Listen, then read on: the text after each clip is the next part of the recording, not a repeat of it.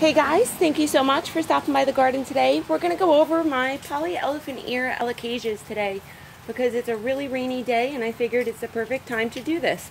We're going to just go over on what I've done to this plant so far because I've lost the original plant that we bought from the store. So the original plant we had gotten was sitting in this container and I had it in a little bit of sunlight. I didn't really know how to take care of it when I first got the plant. You know, when you first get plants from the store, it's a learning process. You have to learn about that plant, see how it grows, see what type of conditions it likes to grow in. And I wasn't sure, so I was looking up all kinds of information online, and I found out some information that they don't require any direct sunlight. So I had taken them out of the direct sunlight because I was getting a lot of leaf spot on my plants. Now you can see this little leaf right here. I'm so sorry it's so dark right now. It's been raining and gloomy all day, but you get the gist of those spots. They're like little brown to rust spot looking things that show up sporadically all over your leaves. They're on top, they're in the middle, they're on the bottom. And the new leaves, when I took them out of that direct sun, you can see the new leaves don't have any damage on them. So that's really important to look out for. If you're getting that, it can either mean over fertilizing, too much nitrogen, you're overfeeding a little bit because that's what happened to me, or that sunlight. So let's go take a look at where they sit so we can get back into going over some information. We just kind of faced our camera up and they sit right up there in front of my North Fork Island pine and in front of my Nephitis plant. They don't get any direct sunlight over here, just that indirect but bright light coming from the southern side. That's south and that's east, the side we're on. So let's go back to these plants and we're just going to show you some things on these. So this one was my original plant and you can see that little bud right there starting to pop out. You see that leaf starting to grow? That's a little leaf. And then we have another leaf and another leaf popping out. We have so many bumps all over this stump because it's a little bulb that these grow from. So that bulb is going to start pushing out all these little leaves all over this plant, just like those did.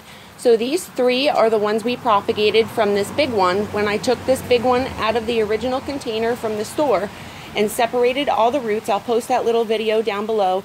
You can see the little Jiffy tube that was underneath that soil line. Sometimes plants come with it, sometimes plants don't.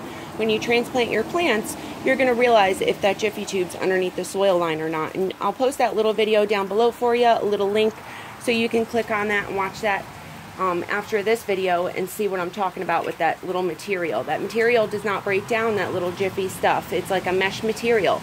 So it's going to choke your roots out, and that's what it was doing to this. So it got stunted out by the Jiffy tube. I found 3 of them in there over a 2-month period. It still wasn't growing. I took it out.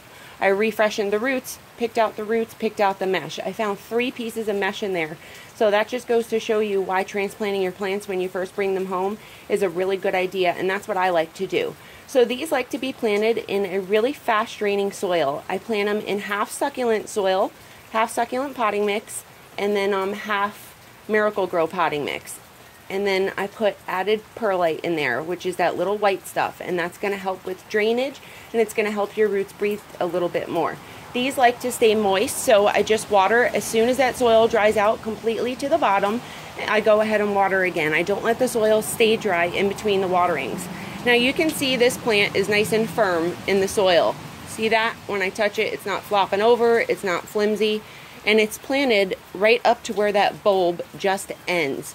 That's where you want to plant it. You don't want these leaves going below that soil because what can happen is you can rot those leaves out. So we're just going to show you where basically I planted that. You can see this is the bulb. This is the top of the bulb. The roots are on the bottom. You should be able to tell the top from the bottom. That's why I kind of wanted to show you this when it was bare so you can see what it looks like. That top bulb there. If you guys need any help, any other help, any more information other than what I'm covering, just comment below and let me know, and I'd love to try to help you in any way I can. We're going to try to take a look at this little guy to show you where he's planted at so you get a little good idea. You can see he's not flimsy, he's nice and sturdy, and this little baby's getting big. He was the size of that little guy, but one little leaf, and you can see these new leaves are nice and green, nice and vibrant. The backs aren't damaged, they're nice and purple, but this one the one before we fixed it, you can see that popping through the back. So all those spots will go through the leaf. You can see that. So we don't want that happening to you guys. These are such tedious plants, so it takes a while to get to know how to grow them. But let me see if I can take this guy out, because we just planted this little guy yesterday, and I kind of want to show you guys how to plant these. So let me pull him out really gently. Yep, he's still loose because we just put him in the soil yesterday. So this is the long root on this plant, and you can see that bulb right there. See that bulb? Well, this bulb is going to be planted up to here. You can see where that soil just ends.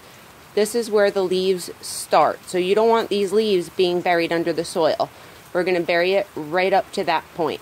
So let's go do that with you guys real quick. Let's make a little hole in our soil here. And we're just going to plant this little guy down below. Now this is really muddy soil, I can tell. So I'm going to have to add a lot of perlite in here. This is way too muddy for this plant.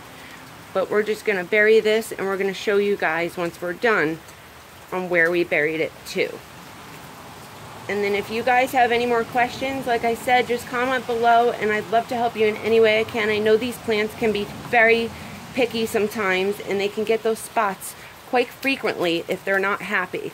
So I usually get those spots, like I said, when it's over fertilizing or it's that sunlight. I haven't gotten the spots for any other reason other than those. Or if your soil dries out all the way. So yes, if your soil dries out all the way and this plant stays dry in between the waterings, then you will get those spots on those leaves. That's another reason I get those spots. You can see where we buried that little guy. Can you see that? That bulb is not all the way underneath. The top part of it is sticking out just a little tad bit, and the leaves are still above the soil. And that's it, you guys. That's all I really wanted to cover for today on this rainy day. I hope you really enjoyed this video, and I'll see you next time. Bye-bye.